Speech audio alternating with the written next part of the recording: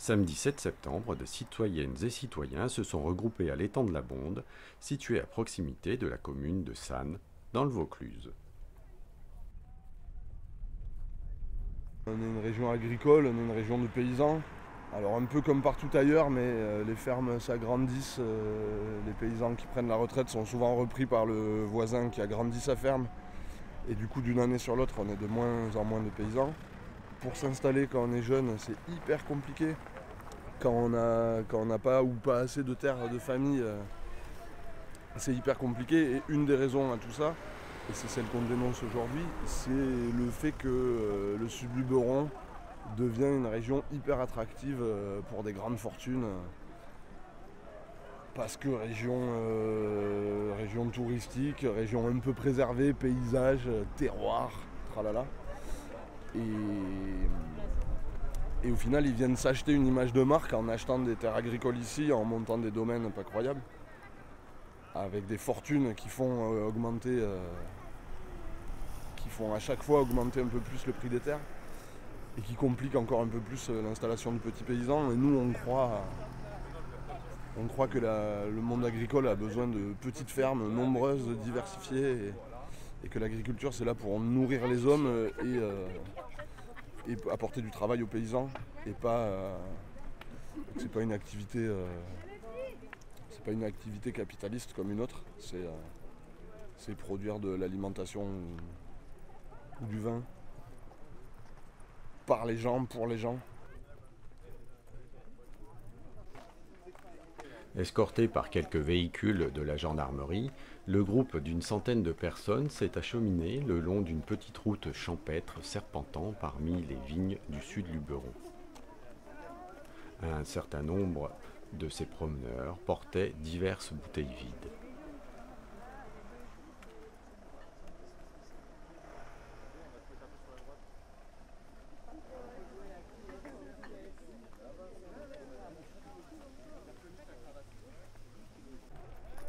La destination de cette marche fut atteinte. Il s'agissait du château de Sannes et son domaine viticole acquis en 2017 par Pierre Gattaz pour 11 millions d'euros. La famille de cet ex-responsable du MEDEF est à la tête d'une fortune estimée à quelques 400 millions d'euros. Pierre Gattaz est le principal actionnaire et occupe la présidence du directoire de l'entreprise Radial, fondée par son oncle et son père, Yvon Gattaz.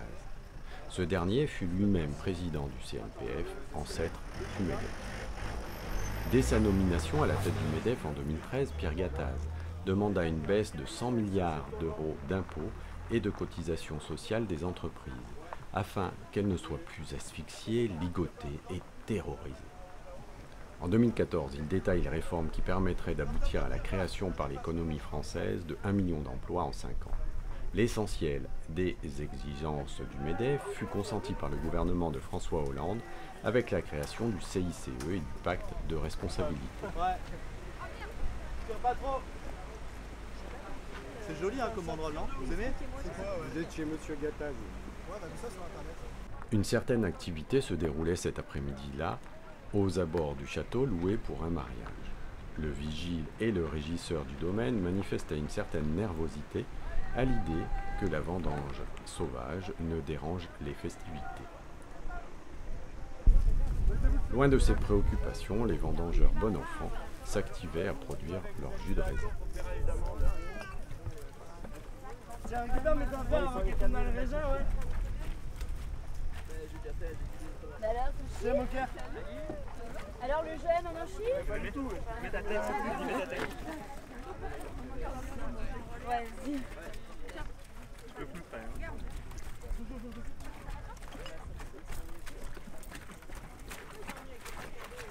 Allez, faites tourner! Allez, faites tourner! Bon.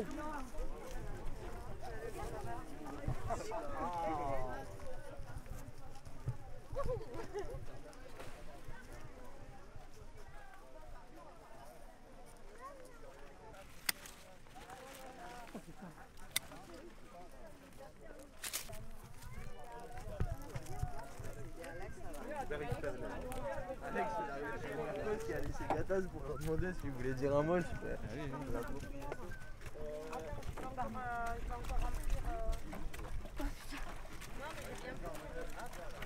Allez, une deuxième. Faites tourner. Ouais, il est bon. On va goûter l'eau du... Qu'en pense monsieur Castaner? C'est bien ce qu'ils font, c'est très bien. Moi j'approuve. Tiens-toi, ça glisse. Ah, pardon, ça J'ouvre à fond et on va remplir pour lui. Mais après, à fond, il y a plein de... J'enlève le bouchon, du coup. Vas-y, avance l'arrosoir. Tu le tiens? Je lâche. Encore de l'Africaille.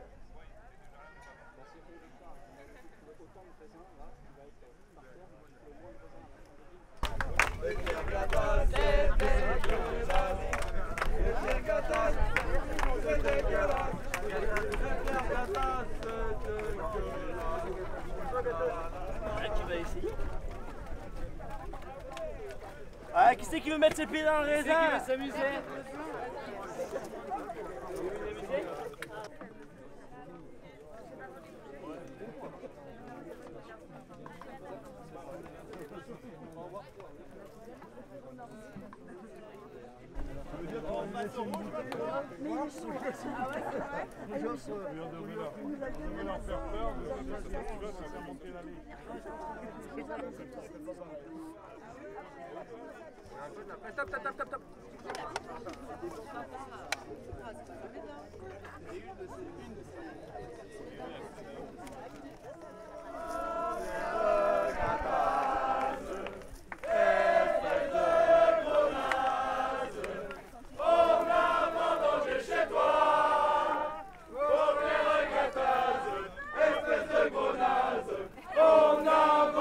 Chez toi, oh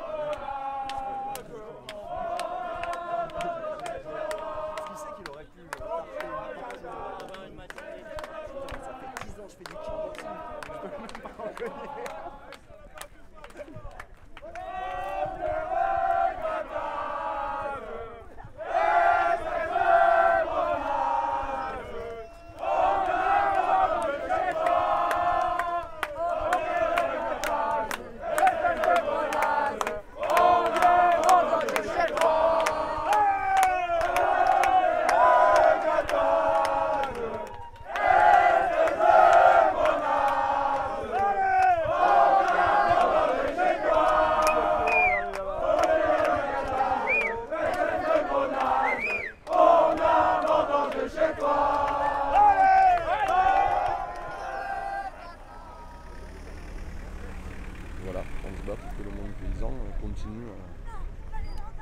continue d'exister et qu'on puisse continuer à habiter dans cette région et la faire, on dit gentrification, alors on emploie souvent ce mot en ville, mais finalement il se passe aussi en campagne d'avoir petit à petit un remplacement de la population, des locaux qui partent parce que ça devient un peu cher de se loger ici et qui sont petit à petit remplacés par des maisons secondaires. En tout cas des gens qui ont un capital qui n'a pas été produit ici finalement.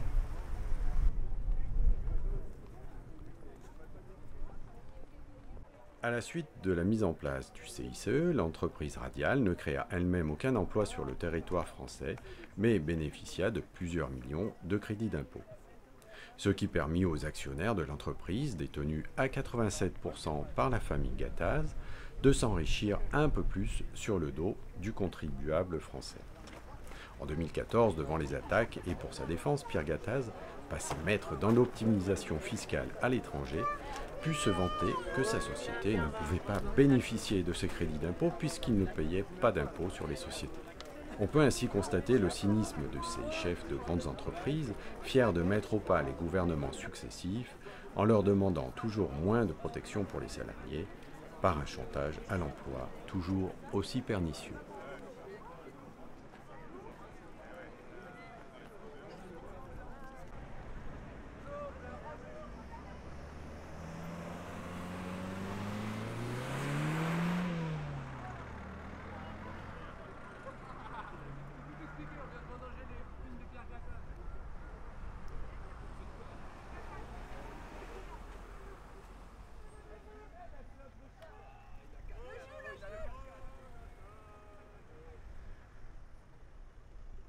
Cet après-midi de vendange sauvage se termina auprès de l'étang de la Bonde par une distribution de jus de raisin et de quelques tracts sous l'œil attentif de la gendarmerie.